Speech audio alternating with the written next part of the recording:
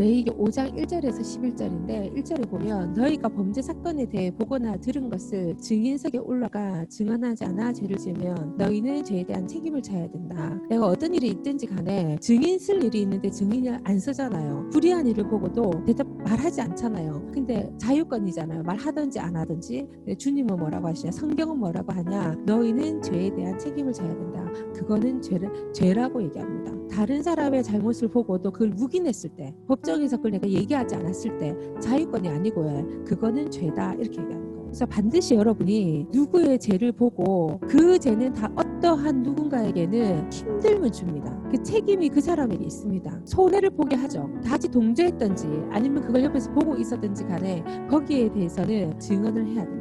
2절 너희가 부정한 것 곧 부정한 들짐승의 주검이나 부정한 집짐승의 주검이나 부정한 길짐승의 주검이나 주검을 만졌으면 그것을 깨닫지 못하더라도 너희가 더러워졌으므로 죄가 된다.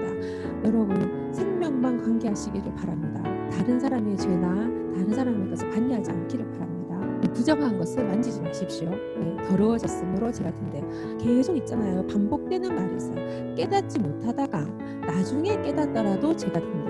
그 순간에 내가 잘 모르고 오판할 수 있지만 나중에 그거를 깨닫든지 네가 못 깨닫든지 그거는 네 시간 차이 문제고 네가 알고 안 알고의 문제지 하여튼 죄는 죄라는 거예요. 타절입니다. 너희가 선한 일이든 악한 일이든 무엇을 하겠다고 충동적으로 맹세를 하거나 경솔히 다짐을 했으면 그것을 깨닫지 못하다가 또 나중에 깨닫더라도 어느 경우나 죄가 된다. 이렇게 얘기해요. 여러분 충동적으로 할 때 많죠? 충동적으로 했든지 아니면 안 했든지 간에 그 상관이 없대요. 그걸 지금 깨닫든 나중에 깨닫든 그것도 상관이 없대요. 어느 경우든 여러분 죄가 된다는 거예요. 그래서 성경은요 책임에 대해서 굉장히 크게 묻습니다. 5, 6절입니다. 너에게 이런 죄가 있거든 그 지은 죄를 즉시 고백하고 너희 지은 죄에 대한 벌로 가축대 암컷 어린 양이나 암염소 한 마리를 속죄 제물로 가져와 하나님께 바쳐야 한다.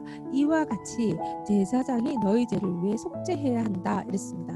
여러분 지금 생각나는 죄들 있으시죠? 우리가요 예수 그리스도께서 이 땅에 오셔서 우리의 죄를 위해서 속죄해 주시고 우리는 거기서 자유함, 죄에 대한 대가에 대해서 자유하게 됐습니다.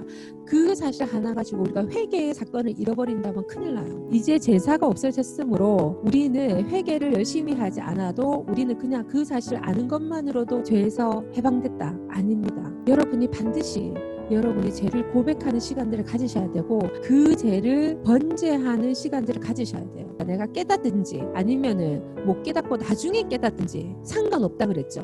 죄는 죄인 겁니다. 근데 깨닫게 되는 게 은혜예요. 모르면 그냥 지나가서 그 죄에 대한 대가에 나는 묶여 있겠죠. 우리가 예수 그리스도를 통해서 죄의 멍에를 벗었습니다. 얼마나 감사합니까? 그리고 그 죄의 멍에에서 벗어나는 길도 가르쳐 줬습니다. 근데 내가 교회 다니기 때문에 내가 예수님을 알기 때문에 또 나는 이렇게 해서 이 법이 이렇게 되면은 내가 죄에서 해방될 수 있어. 이것을 안다는 것 때문에 내가 거기서 벗어났다라고 착각하면 큰일 난다는 거죠. 반드시 우리는 이 구약의 제사법이요. 지금 회개로 대체됐을 뿐이지 우리는 하나님 앞에 내 죄를 반드시 해결하는 이런 시간들을 가지셔야 돼요. 하나님의 번제를 드리는 행위를 하시는지 화목제사에 대한 어떤 하나님과 시간을 가지시는지 아니면 일주일에 몇 번이나 그런 시간을 가지시는지 저는 좀 궁금합니다. 여러분의 죄에 대한 깊은 통찰은 있으신지 그 부끄러움은 있으신지 그냥 세상 사람과 똑같이 우리가 살아가고 있지는 않은지 그래서 크리스천의 삶들은 좀 세상에 사는 사람들과의 삶은 좀 달라야 돼요. 우리의 자유함과 우리의 행복함과 우리의 마음의 기쁨은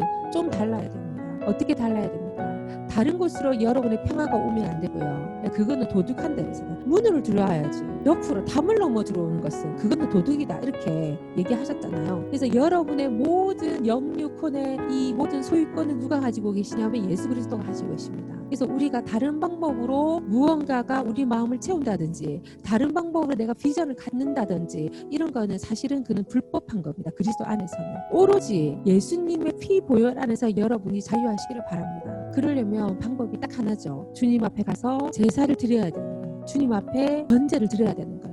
주님 앞에 화목제를 드려야 돼요. 이게 그냥 예수님의 입대 양이 되셔서 한 번에 그냥 십자가를 지심으로 끝났다고 해서 그 마음의 무게까지 끝나서는 안 됩니다. 그러면요 점점점 예수님과 멀어져요. 여러분 점점점 멀어집니다. 저는 그럴 바에는 차라리 제가 좀 고통스러운 게 좀 나을 것 같아요. 예수님과 멀어지는 그런 단계에 가는 것보다는 차라리 내가 좀 고통스러우면서 주님을 만나는 게 훨씬 나을 것 같아요. 있습니다. 오늘도 이제 우리는 주의 움직이는 교회 제가 찬양하면서 가슴이 너무 많이 아팠습니다. 그리고 하나님께 너무 나의 잘못에 대해서 고백하게 되고 왜 나는 이 나라에 대해서 이렇게 책임감 없는 20대와 30대와 40대를 보냈는지 너무 막 가슴이 아팠습니다. 그리고 하나님이 내게 주신 너무나도 많은 깨달음들이 있었는데 그 실천하지 못한 부분에 대해서 너무 많이 회개했습니다. 이미 늦었지만 지금이라도 우리가 다시 마음을 합해서 이 나라를 다시 주님의 나라로 하나님의 법을 통하는 그 나라로 다시 우리가 회복하기를 바랍니다. 그리고 오늘 선교사님들에게도 너무 죄송해서 자기의 삶을 다 바치고 자기의 영유콘을 이 땅에 다 이렇게 쏟아주고 가셨는데 그것을 너무 쉽게 받았기 때문에 지키지 못하는 이런 부분들이 너무 가슴이 좀 많이 아픕니다. 근데 이제 저희들이 희망을 가져야 되는 부분은 우리가 그 암울했던 일제시대도 뚫고 나왔다는 거죠. 그 시대도 이 힘든 시대도 다음 세대를 키웠던 우리의 선배님들이 계셨고 너무나도 훌륭한 분들이 계셨습니다. 그래서 지금도 하나님께서 우리에게 이 어려움을 통해서 너희들도 그런 마음을 가질 수 있다. 이런 아주 깊은 통해를 통해서 우리의 자녀들을 그렇게 만들 수 있다라고 이렇게 말씀해 주셔서 저는 너무 감사했습니다. 저희들이 이런 번제와 이런 화목제들을 하나님 앞에 들으셔야 돼요. 예수님은 속죄 양으로 우리에게 오셨습니다. 근데 번제와 화목제에 대해서 좀 알고 싶으시죠? 번제와 화목제는 번제 위에 화목 제물을 올려서 같이 이렇게 태워드렸습니다. 번제와 화목제를 같이 드리는 거예요. 같이 드리는 건데 이게 뭐냐면 나의 모든 소유권이 주님께 있다는 거예요. 내 마음에 일어나는 모든 일들도 주님께 있다는 겁니다. 그래서 나는 주님이 말씀하시지 않으면 주님의 주도권이 있지 않으면 나는 움직이지 않겠다는 게 번제와 화목제입니다. 왜냐하면 속죄제를 드렸잖아요. 내 죄를 위해서 속죄를 드렸습니다. 그렇기 때문에 그 다음에 마음가짐이 뭐냐, 나의 모든 것은 주님의 것이라는 거예요. 저는 이 시대에 우리가 우리의 죄악을 하나님께 태워 바치는 이런 마음이 있어야 된다고 생각합니다. 반드시 그 뒤에는 그 나의 행위에 대한 번제가 반드시 있어야 된다고 생각합니다.